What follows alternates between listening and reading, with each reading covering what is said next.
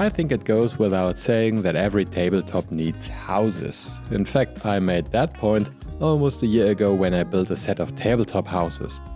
But this time I had something else in mind. You see, in my quest to build a complete gaming table using 12 by 12 cm tiles, it was only a matter of time before I applied the very same concept to buildings. To begin, I first needed the right tiles. After all, you can't have a grassy dirt floor in your house, can you? I used a similar approach to the one I used for the nature tiles I had already built, but this time I worked with XPS instead of EPS foam. There wasn't a specific reason for this switch, it was simply what I had available at the time. If you've seen my previous videos on this modular approach, you probably already know the steps, but if not, please make sure to check them out. I wanted to give the house a wooden paneling for the floor, so I first marked the grid with 3 by 3 cm big squares. As this is a bit bigger than your standard 1-inch grid, it allows for bigger miniatures to find a place also. Though I normally don't use the grid anyway in my games, but having it gives a fast visual reference if it comes to questions of distances. For the paneling, I used wooden popsicle sticks, beveling the edges before cutting them to size. You don't need a model table saw like I have here, but it certainly makes things easier.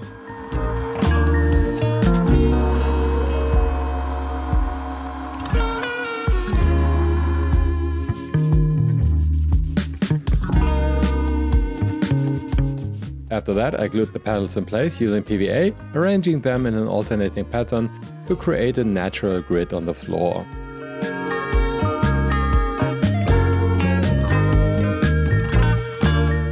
And after gluing the tile to an MDF tile and adding the necessary magnets, I could move on to the real star of the show, the modular walls.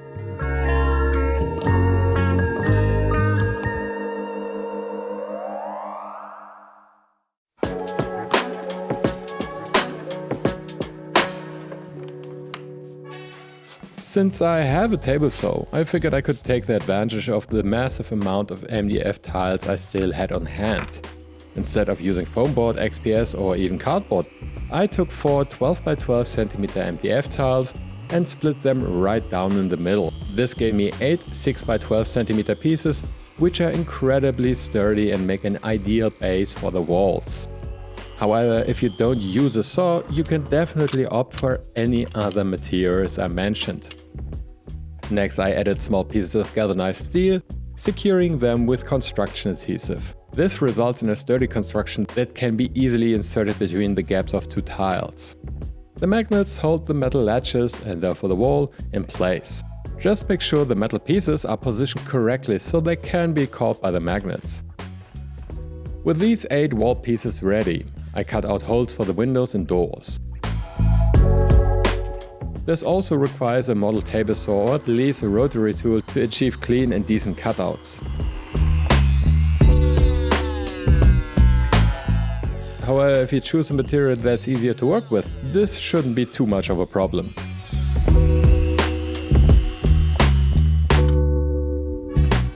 Now for the fun part, decorating the walls. You can go as wild or as subtle as you like.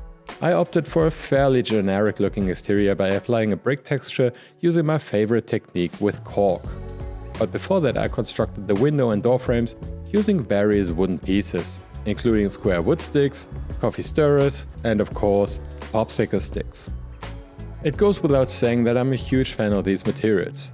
Although I enjoy the occasional XPS carving, I much prefer using real wood for wood structures, as it gives a far more natural look.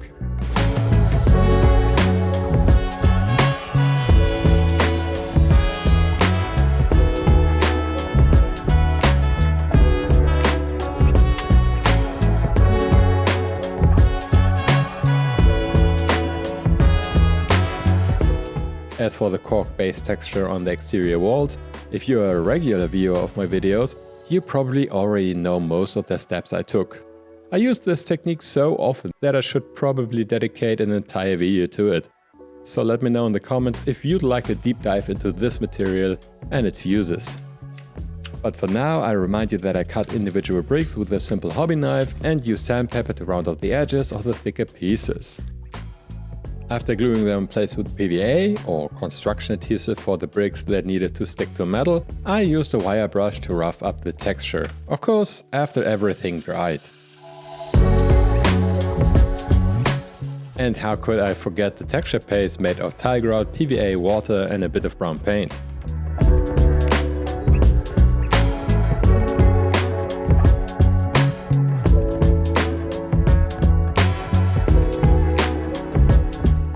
To plaster the interior, I used a different texture paste and an inexpensive acrylic paste with fine grit. It's much thicker than my homemade version, making it ideal for creating exaggerated textured plaster walls. After applying a thick layer, I used pieces of sponge, sourced from miniature packaging, to smooth it out and achieve that classic plaster look. And with all that dried up, I was finally ready to move on to my next step, painting.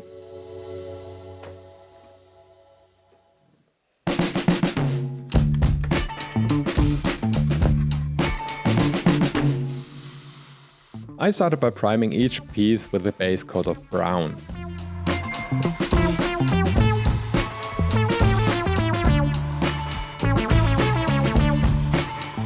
To simulate the light source from above, I applied a layer of off-white from the top.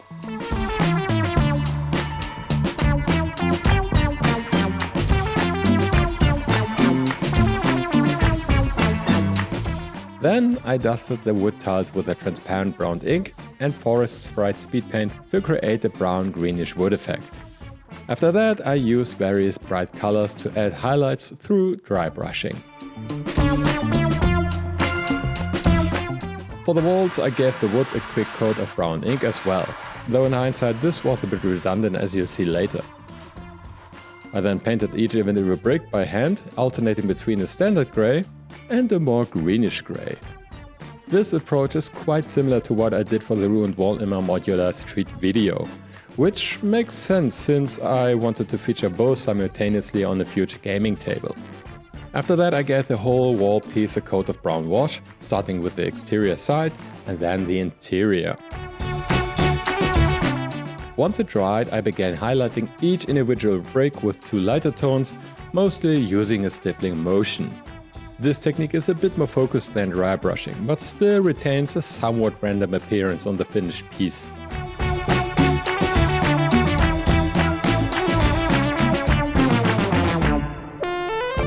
For the plaster interior, I did use dry brushing though, building up the highlights from lighter brown tones to bone white.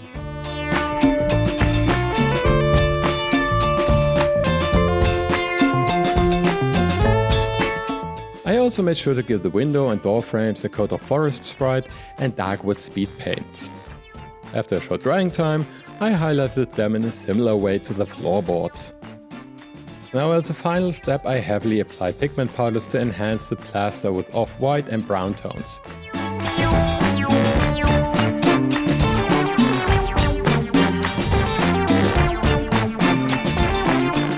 I also used both pigments to make the grouting on the exterior even more pronounced. Finally, I added some green pigments to give the illusion of mossy coloration on the walls.